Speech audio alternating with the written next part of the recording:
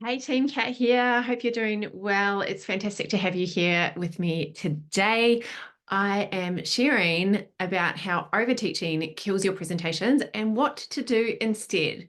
I'm sharing how to keep your audience engaged during your presentations and make sure your events are bringing in clients for you as well. There is a way to do this that kind of gets you in that sweet spot. Let me just adjust my light here. So a lot of coaches share really incredible knowledge. They love providing massive value in their presentations. The challenge is they often leave their audience full rather than hungry. So the challenge is they often end up overteaching, which leaves their audience full, not hungry. They structure their presentation for teaching and delivering information, and they get really disappointed when they don't get clients from it. And this is because they haven't designed their presentation for both value and for conversion. Value and conversion. We want both. There's a way that you can do both. You can provide amazing value that wows your audience and inspires the right people to buy. And also make sure it doesn't sound like a cheesy, hypey, pressure-filled sales pitch. So in this video, I'm sharing some of my secrets to running events that leave a meaningful and a lasting impact on your audience and inspire the right people to buy it. I'm going to share with you some of the things I've learned over running over 400 events and some of my tried and tested techniques. Have you ever been in an event where it wasn't an enjoyable experience? Think about a time where you went to an event and you felt disappointed. And think about how you felt. I've been to a number of these. Maybe it was because it was disorganized. I went to an event once where there was so much time faffing about at the beginning, and it took like 15, 20 minutes to get into anything that was remotely helpful. Maybe it was because you didn't feel like you'd gone into a safe space. The presenter didn't create a safe space, and you went into a breakout room and either someone was dominating the whole time and taking over, or it was silent. Has anyone been in those breakout rooms where it's silent and really awkward? And this happens because the presenter hasn't correctly framed it up. Or maybe the event just lacked substance and you didn't get any value and you'd heard it all before. And it felt like it was more like tick the box of like, this is how a structured presentation should go. And you felt like there was no heart and no authenticity from the presenter. Or maybe it was just too fluffy and they were all over the place. You could tell they were really just winging it. Now, I'm not saying that you have to be a polished, perfect presenter, not at all. But there are things that you need to do to make sure that people pay attention. If your audience is not engaged in your presentation, it's not going to make an impact and it's not going to inspire people to buy. So engagement is a crucial factor in running a successful event that you enjoy, that your participants enjoy, and gets you clients. And it's not about impressing people. It's about being strategic in what we put together, how we craft our presentation in a way that keeps people leaning in. And there is a really strong connection between engagement and conversion. I know a lot of you're not just wanting to speak, do keynote speeches and then just walk away and that's it. You're actually wanting to get clients from your event. So let's dive into this together and look at how to add value through your audience, get engagement, and help people shift. And I'm going to share with you 3 things that you may not have thought about before that will help you get more engagement in your events. And these 3 things will also increase your conversion rate. By the way, if you're here live, it's so great to have you here. Could you just pop a live in the chat box in the comments? I'd love to know that you're here. And if you're watching the replay later, just pop the word replay. I would love to hear how you're finding it. And oops, let me just do something here. Okay, cool. Alrighty, so a lot of people focus a lot on creating the content for their events, but they forget about the engagement part of the event. So it's not just how can I just put together a whole heap of knowledge to give to people. It's so much more than that. Let me just do something here. Sorry. So it's not about just, here's information, here's some cool stuff that I've learned. The first thing that we want to do, number one, in order to get maximum engagement in your presentation, number one, create like a coach. Create like a coach. So when you're creating your presentation, you want to think like a coach rather than a teacher.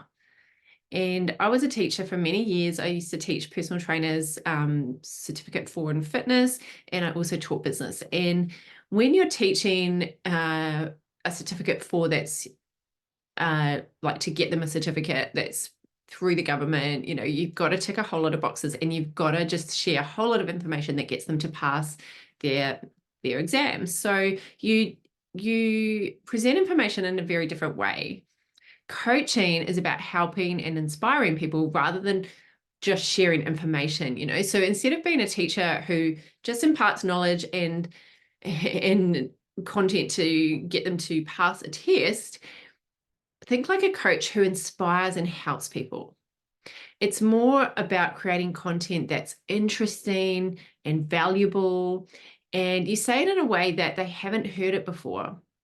So it's really important that we choose our topics based on our own personal experience, because otherwise we'll be reading notes or disengaged. We won't be embodying it, and we won't be relaxed and being able to just free flow and share from the heart and share, you know, from our own lived experience. So make sure that you feel confident in the topics that you choose, that you have that embodied knowledge that you can kind of riff within a structure, but you have that free flow so it doesn't feel really rigid and like you're reading a script, you know. So this kind of takes the pressure off, so you don't have to have everything perfectly memorized and you're not like a stiff robot, you know. So great coaches, they think about transformation, not just information.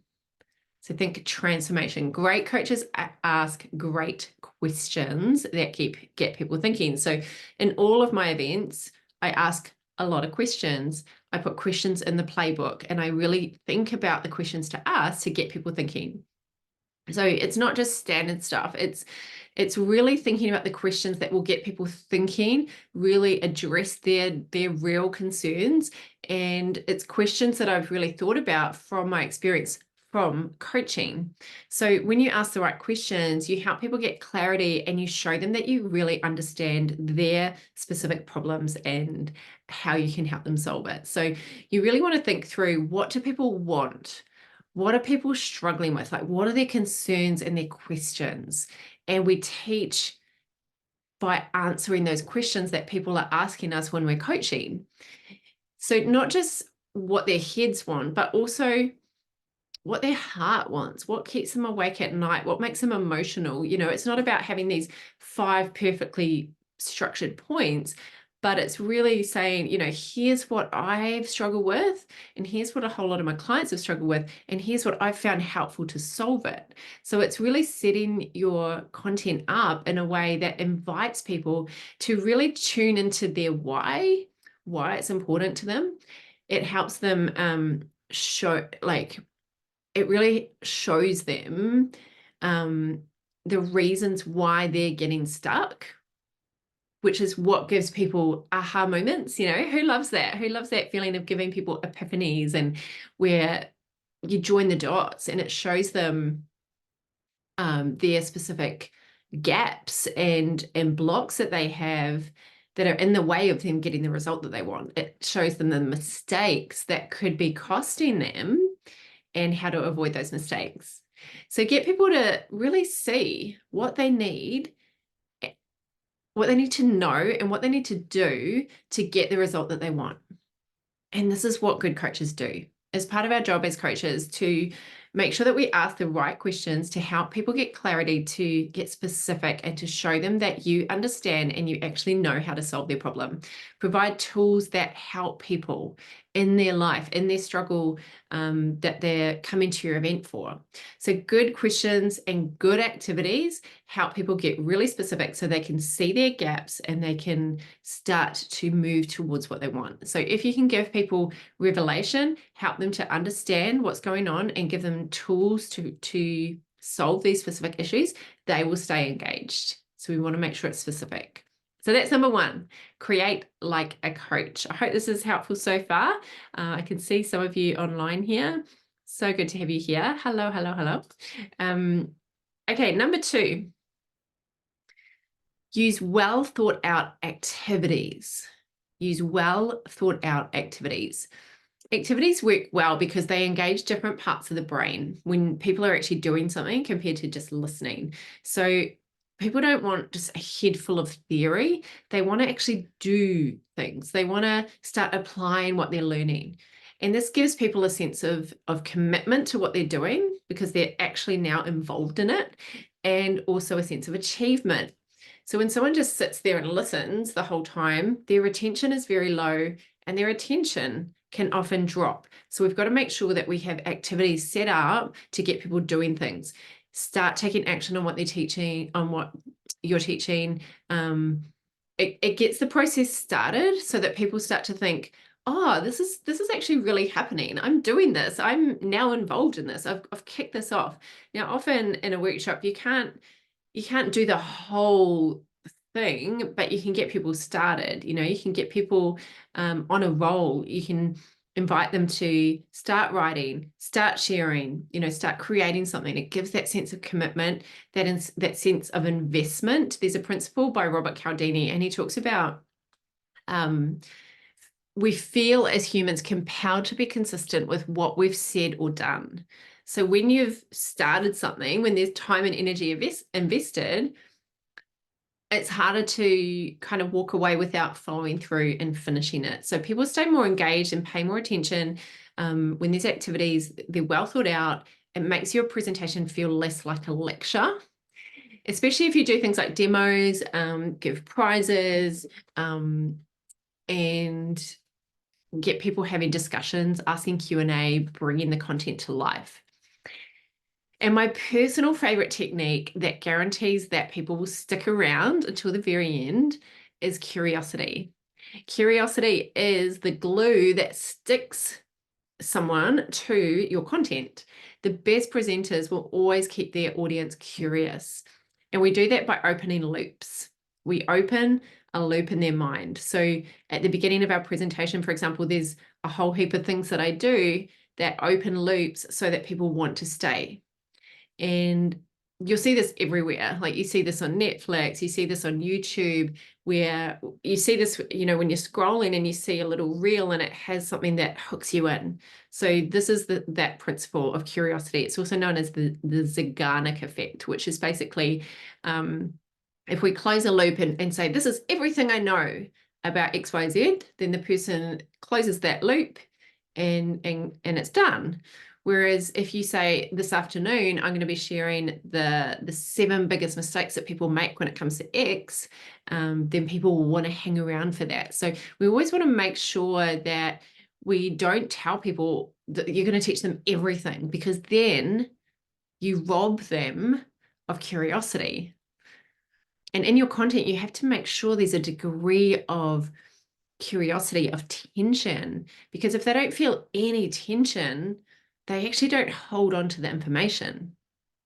So use open loops to create that tension, and make sure there is always some information that is left out so that people feel curious. The world's best educators do this. They never teach you everything purposely, and that's how they ensure that you retain the highest level of information, and they also make sure that the audience is engaged. So amateur presenters, they remove all that curiosity, but professional presenters, they invoke curiosity.